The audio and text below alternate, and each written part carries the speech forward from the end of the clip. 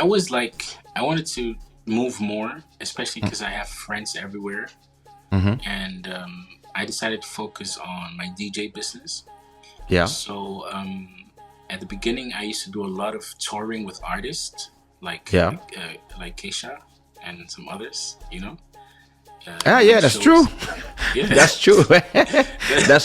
That's when I came for the first time in it Cologne. was Cologne, huh? Yes, with Big Mike. Big Mike. That Yeah, was a great show. exactly. That was a The, great show. the girls were throwing brass at you. I remember. I was like, Man, what's wrong with these people? to be honest, you had the craziest show, bro. Like Thank you. wow, like you I, knew how to play with the crowd. well, Seriously, like that was amazing. You know. Yeah, and I was always working with a lot of artists, but I got a little there it bit is. frustrated. There we go. This There is we our go. this is our this is 2011. Yeah, yeah, but I don't know if that's the first one. Yeah, I think it was. Was it? I don't know. You've been out here a couple of times though. Yeah, I came like 3-4 times. I remember. Yeah, And girls were going crazy. Look yeah. at them. And me, I was kissing people on the mouth, stuff. Look at her. That was before Corona. Oh, Disclaimer. that was before Corona. Yeah. Oh my God, I don't know what I'm singing, but that was crazy at that time. A big shout out to my Girls, boy Kenneth and Cynthia all the way in California. ay ay ay, We're watching right now. ay ay ay, ay ay ay. That was Yeah, man. madness. Those were the days of Exactly. sweat. Damn, I was skinny. Oh yeah. Yeah. You were not eating married food yet. Yeah, exactly. Ay ay ay. Those were performing. Oh yeah, your shows were crazy. I did Being learn. I like, did learn from you, my brother. I did learn from you. yo, Yeah, look yeah, at my yeah, boy. yeah. You see? I'm actually releasing a single with him in 2 weeks with Baby Oh, Bang. Baby Bang. Oh wow. Yeah, we have a new single in 2 weeks. What song is it? Ay, ay, ay. Ay, ay, ay. Oh, I got the look.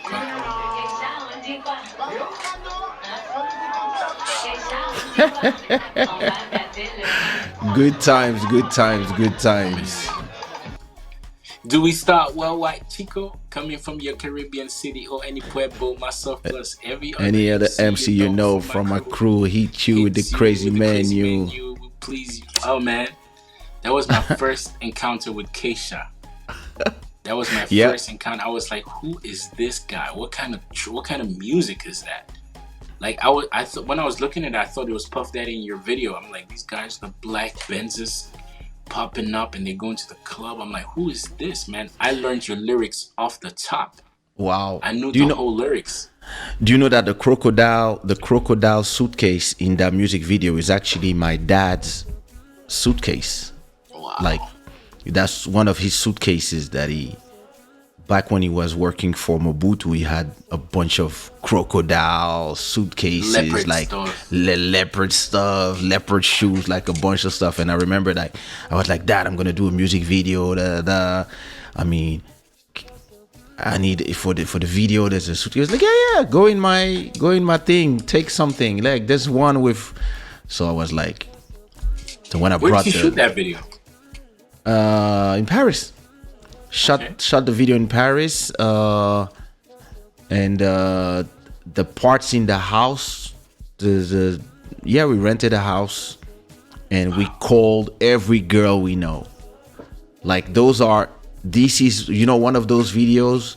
So this video and the video for On Dit Quoi are videos where every single girl is an ex or an actual of one of us.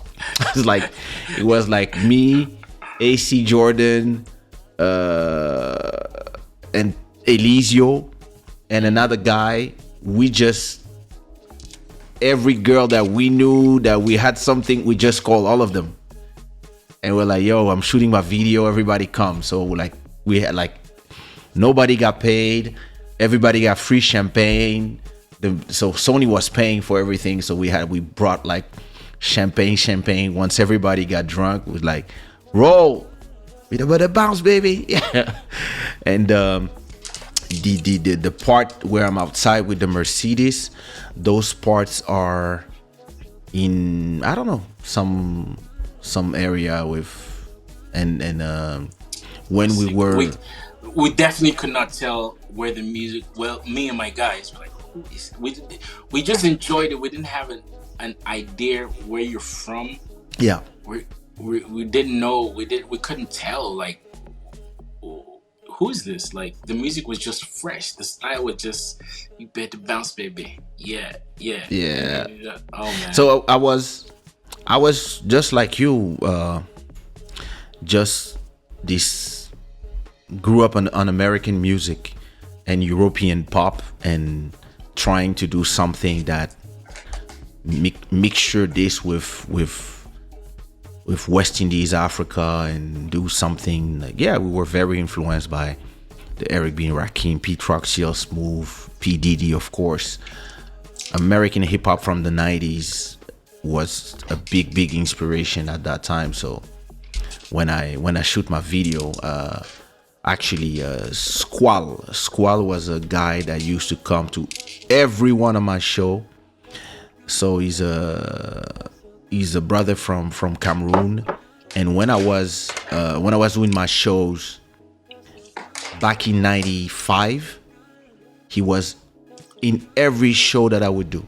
Every show, he would be there in the front, singing all the lyrics, and I was like, wow, this guy is cool. And one day he came to me and he said, hey, I'm a filmmaker. I make movies, but one day I would love to shoot a video for you. And as I'm one day he calls me and tells me that he has a brand, he was supposed to do a movie and he had the budget for the movie, but the main actors got poached for another project where they were paid, and because he was not paying them, it was like a small movie. They just said we can't. So he's stuck with all the equipment, but he has no movie to make, no actors. So he called Booba, he called a few rappers, French rappers from at that time, and everybody was like, yeah, I don't know, we don't know you, we don't have like, and nobody ever seen like what you do. Do you have videos that you can show us? Can you send me a videotape? And he was like, listen, the shooting is tomorrow. And no, I don't have like, and back then there was no YouTube, etc. It's 96. So he calls me and he's like, yo man, I mean, I'm so pissed off. I'm disappointed. Like I'm trying to offer a video for free and nobody's interested. I don't understand all these guys. Everybody's asking me, like I've been calling all these rappers and me, I'm like, let's do it. He's like, what you mean? I said, well, listen, I have some demos that I recorded in New York. I have this song called Fix. I would love you to, yeah, listen if you want. And he was like, oh my God, but I don't have a place to shoot. I was like, well, don't worry. So I used to, at that time, we used to live in the rich neighborhood in the huge 400 meter square apartment, and we had a huge living room. So I told him, hey, we can shoot in my house. I can ask my parents. So I asked my mom, hey, can I shoot a video in the house? We're gonna use only the part from the living room part, but so we had two living rooms. The total was probably 150 meters square, just those two living rooms. So it was like, I'll close the door of the rest of the apartment so that nobody goes there. And so he came with all his team, like he had a real cinema team, and it was not digital cameras, it was like the real reels and stuff. And I was like, okay. He came with traveling rails and stuff and a whole team of people, and I brought the girls. I brought all the girls, I brought some friends, and We shot that video. I'm seeing Trisha laughing and saying Kaysha and his exes. Well, you know how we do. So it's when this video came out, I was like, there was a channel called MCM at that time, and it was the video Oh stopped yeah, playing at MCM all the time, but there was no CD, there was no record, like it was just from a demo, and everybody was asking where can they buy the CD, and I had no idea how we make a CD actually because I was not signed, so I had no idea. wow. And after that, when I got signed, the first thing I told them, I was like, first of all, I want my CD available in Germany, in Holland. They're there. I want 200 CDs because I want to send it all around the world to all the DJs that I have emails and addresses. And then I want to shoot my video with Squall. That was the thing I told them. I don't care who you know, etc. I just want my video shot with G Spark. What's good, brother? And I was thinking about you, G Spark. It's been a long time that we didn't do a song, and I'm going to Thailand. I know you're coming. Tell me when you're coming to this summer, but I'm going to Thailand soon. But yeah. So that's when we shot this video for Bounce Baby, and he's the guy who shot that video, and after that he exploded. He became the biggest paid video, and he started only working for all these heavy hitters, big groups, etc. So you had 30 people working for you by the time you were in your 20s. Yeah, my 20s. So you were a boss already. My partner is like 10 years older, but we were rocking, doing stuff. We're both DJs, and we're like, yo. Another thing is I've always been creating my own opportunities for my dreams. Yeah. For example, I wanted to wear fancy clothes. I became a clothes seller, and I got the clothes I wanted.